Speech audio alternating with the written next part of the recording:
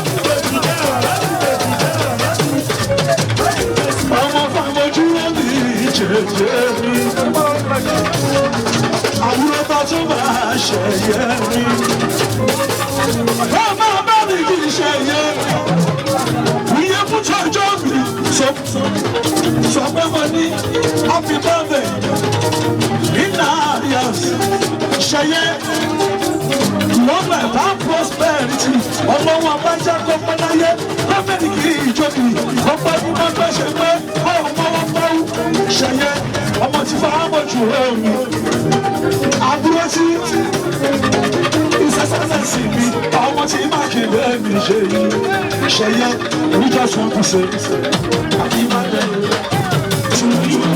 We just want to say happy birthday. What you pass here, we just want to say happy birthday to you. We just want to say happy birthday to you. We wish you many happy returns, long life and prosperity. We wish you many happy returns. Long life and prosperity. We just want to say happy birthday to you. We just want to say happy birthday. Say it, happy birthday to you. Happy birthday to you.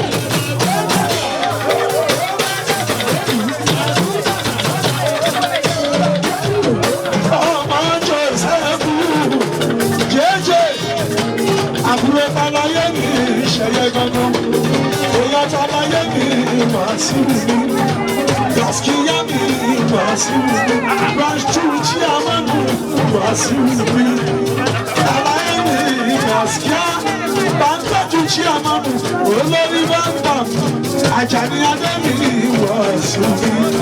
I gbọ́ o.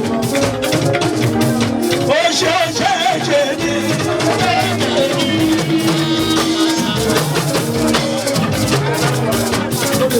Ọmọ Joseph jẹ́jẹ́ jẹ́jẹ́. Àlọ́wọ́ rẹ̀ máa wọlé sàn. Ẹ máa wọlé alájí mi tajú nínú. Àbábà ìtajú nínú. Jẹ́jẹ́ ẹ máa wọlé sàn. Ẹ̀rù mi fàlà yẹn. Ẹ̀ṣẹ̀ ní fàlà yẹn. Jẹ́jẹ́ ọmọ Joseph. Àbábà ẹ máa wọlé. Bàbá láyé mi tajú nínú. Àbúta lọ́wọ́ lè bá mi kí. Gàsíà ìgbésẹ̀ wọlé. Jẹ́jẹ́ ó pàpàpà ó pọ̀.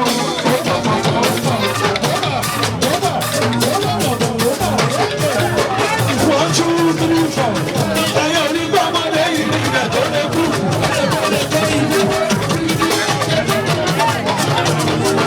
Alówó lẹ́bi òwe ẹ̀ máa wò lẹ́sẹ̀. Alówó lẹ́bi òdúró níní. Ó ṣe jẹ́jẹ́ iná onítọ̀wọ́ òwe. Àbúrò ti ṣẹ̀yẹ lápòjú omi. Àlàyé ni ẹ̀yìn lọ́mọ ti ṣẹ̀ṣẹ̀ lẹ́sìn. Ákìlẹ́bì Abíọ́dún ni ìṣe ní ọ̀gá wa. Ọ̀gá bò ọ̀gá bò.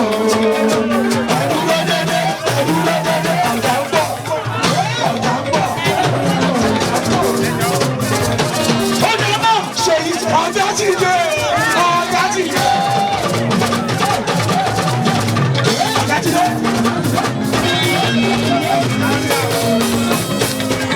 Ọ̀gá ti dé. Ó ṣe mọ gbígbà jẹ́jẹ́. Pàdé mi bí o ti mọ́ náà jáde. Àgbà náà ò ní wọ́n bẹ̀ láíláí. Àtúbọ̀ máa pọ̀ sí olórí rẹ̀. Alówó lẹ́yìn lọ́wọ́. Asọ́nù lùdì. Babaláyé lùdì. Gbogbo ìjọ àwọn ọmọ lọ́wọ́. Bá ṣe tọ́jú mọ́gàjì. Adégbòkè ló jẹ́ àkímù mi. Àkímù mọ́gàjì mi. Olúyọ̀lé mi. Àyànwálé owó yá o. Ọmọ Àyànwálé. Àyànwálé.